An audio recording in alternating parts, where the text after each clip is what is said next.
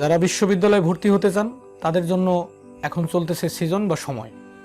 বাংলাদেশে সাধারণত 3 ধরনের বিশ্ববিদ্যালয় রয়েছে: পাবলিক, প্রাইভেট এবং ন্যাশনাল ইউনিভার্সিটি।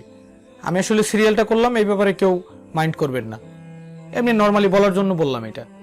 যারা পাবলিক বিশ্ববিদ্যালয়ে চান্স পেতে চান তারা হয়তো পড়াশোনা করতেছেন, পরীক্ষা দিতে হবে। যারা প্রাইভেটে অ্যাডমিশন নিতে চান তারা হয়তো টাকা থাকলে ভর্তি হতে পারবেন, তবে 2-1টি বিশ্ববিদ্যালয় আছে যেখানে পরীক্ষা দিতে হয়, যেমন north south, BRAC, east West, এই জাতীয় সাউথ ইস্ট কয়েকটা বিশ্ববিদ্যালয় আছে যেখানে এক্সাম দিতে হয়। আর যারা ন্যাশনাল ইউনিভার্সিটিতে ভর্তি হবেন তাদেরকে রেজাল্টের মাধ্যমে আবেদন করতে হবে এসএসসি এবং এইচএসসি রেজাল্টের উপরে। তবে বাংলাদেশ সরকার শিক্ষা মন্ত্রণালয় এই বছর একটি নতুন সিস্টেম চালু করেছে। 3.50 এবং 3 পয়েন্টের নিচে আবেদন করতে পারবে না। সায়েন্স এবং বিজনেস স্টাডিজ 3.50 এর নিচে যারা পেয়েছে তারা আবেদন করতে পারবে না, এরকম একটা দিয়েছে। মানে হয়তো আমার বলার মধ্যে একটু থাকতে পারে গ্যাপ। তবে এই সিস্টেমটা করার মূল কারণ হচ্ছে বাংলাদেশে প্রতি বছর অসংখ্য গ্র্যাজুয়েট বের হচ্ছে, তাদের হয়তো জব হচ্ছে না, যার কারণে এখন থেকে এই বিষয়টাকে একটু সংকুচিত করতে হবে। যে হারে অ্যাভেলেবল ভাবে গ্র্যাজুয়েট বের হচ্ছে ন্যাশনাল ইউনিভার্সিটি থেকে, এটি দেশের জন্য হয়তো ব্যারিয়ারও মনে করতে পারে সেজন্য। তবে আজকে আমার আলোচনার বিষয় সেটি নয়। আমি বলতে চাই যারা বিশ্ববিদ্যালয় ন্যাশনাল ইউনিভার্সিটিতে ভর্তি হবেন তাদের আবেদনের সময় শুরু হয়েছে, প্রায় শেষের পর্যায়ে চলে এসেছে।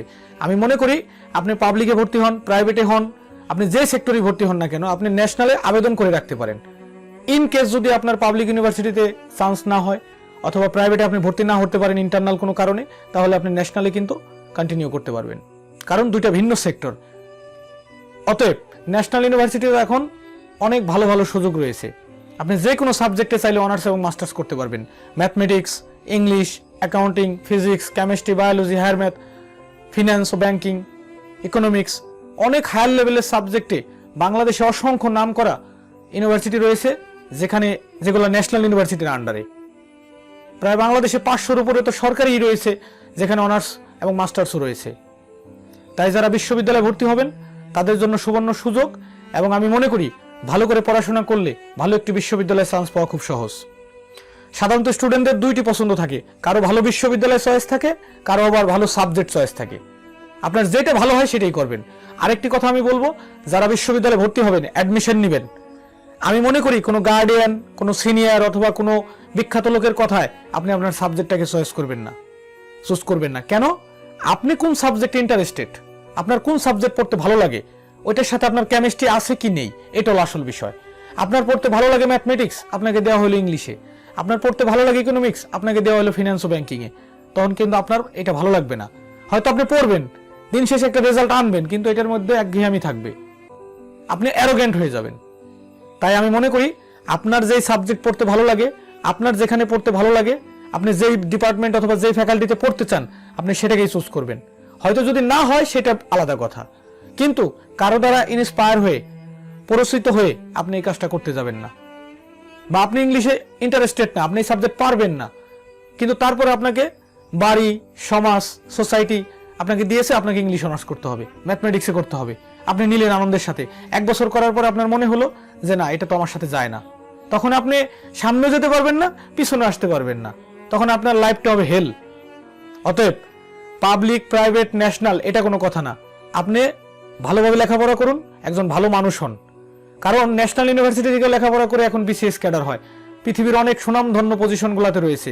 পাবলিক, প্রাইভেট এটা নিয়ে মানুষের মধ্যে অনেক হয়তো কথাবার্তা চলে, ডিবেট চলে।